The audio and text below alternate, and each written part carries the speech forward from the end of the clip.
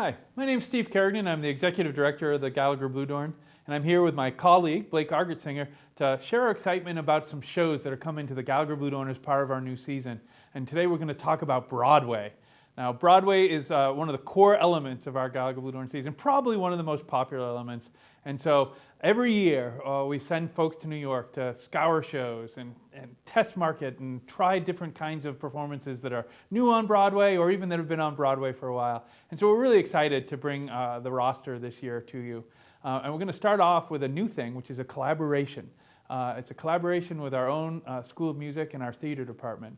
And that is called the Putnam County Spelling Bee. And so this is kind of a fun show because it actually musically tells the story of a spelling bee. And we've all gone through that experience, but the sort of the hyper-competitive nature and the odd nature of the kids and 6 spellers enter, only 1 leaves. There can be only 1. So there's this kind of funny, competitive air to it. But it's overall just a very comedic experience. And we're really excited to be doing it with our theater kids. A lot of UNI theater kids actually, in part because of the experience they have this, go on in their careers. They become professionals. And we've even had the pleasure of having some performers who have performed on the Gallagher Bluedorn stage as one of these collaborations be on Broadway or tour as part of a national tour. So this is a great chance to see a rising star as well as a great show. Blake, I know you're excited about spelling. I am. I can spell my name. I can spell quite a few things, but at our preview party, we had one of the UNI students give a taste of one of the songs, and I was tremendously impressed by it. I mean, all of the theater UNI and School of Music performances are just top-notch, and I actually told my wife when I went home, she is probably going to be on Broadway. Yeah. The performers here are like, you would not know a difference of a Broadway act versus one of these acts. The first project we ever did with the theater department was actually Sweeney Todd. And when we did that, it was the first one. And so we actually paid to bring in a professional performer to play the lead role. But what we did is we decided we would have the professional play one night, and then we would have one of the students play the other night, the lead character. And we learned that when we had that experience, that you have the kid do the whole thing. Yeah. Because that young man was better than the professional. And in fact, even today, if you happen to go to School of Rock on Broadway, Joel Wagner, who was the Sweeney Todd in that collaboration, is on Broadway as part of the School of Rock, the musical that's on Broadway today. Fantastic. So it's a great story, and it's a great opportunity to see a rising star. The next show we do is frankly, it's a guilty pleasure show for me. It's Rock of Ages, which is, it's a collection, it's an excuse. It's an excuse to bring together a whole bunch of songs and tell sort of a romantic love story, but bringing together a huge amount of great, what I call hair band songs, but songs from the 80s that really just, again, captured a generation, and it's got music by Whitesnake, and it's got music by Styx and Poison, and just anybody who's a Guns N' Roses, anybody who was in a hair band back then, a hard rock band, we use their songs to tell this romantic story. Yeah. And frankly, the story of rock and roll. There was a time where rock and roll was, considered a bad thing, and children would lock up the record players in their home.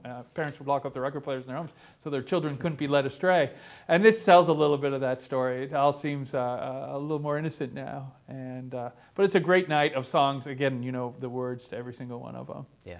This is like our classic rock shows where we know it's going to be a celebration and a party in the lobby, and we're going to do it up really big, and it's going to be a super fun night. Well, it's a chance to go back in time when bangs were big, when hair was giant, and frankly, when Lycra really came into its own as a clothing option. But I think it'll be a lot of fun. And then actually we kind of segue into our last show we're going to talk about, which is Kinky Boots. And Kinky Boots is a great, great show. It won 5 Tony Awards, including Best Musical. It was written by an incredibly talented team with Cyndi Lauper and Harvey Fierstein. Just a remarkable, remarkable team. And it's interesting because it comes across as very glamorous and exciting, but at the heart of it is the story of fathers and sons and expectations, and frankly, even a little bit of a story of a town that was built around one industry, had one big factory that sort of kept everybody employed, and then when it ran into trouble, how they found their way to be successful and save the town.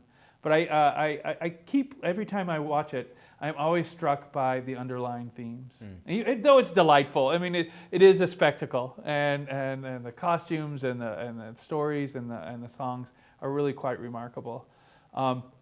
Blake, I know that this is one that speaks to you a little bit, just because you love the excitement and the grandeur of it. Sure, yeah, that's one of my favorite things about Broadway shows, especially watching them load in. You know, they have semi-truck after semi-truck coming in, and these incredible sets being put up in hours, you know, sometimes quite a few hours. So huge props to the tech team for doing that. But yeah, the spectacle of it all is why I love Broadway. Yeah, it's just huge production. And then just the nature of the form.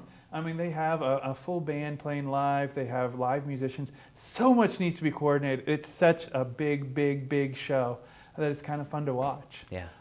And this is I should mention that this is one of the shows that when we go to New York, we do have people check out Broadway shows. And for 2 years, we've been looking at this show. We were unable to get it last year, so we're really excited to be able to bring it to the Cedar Valley. Yeah.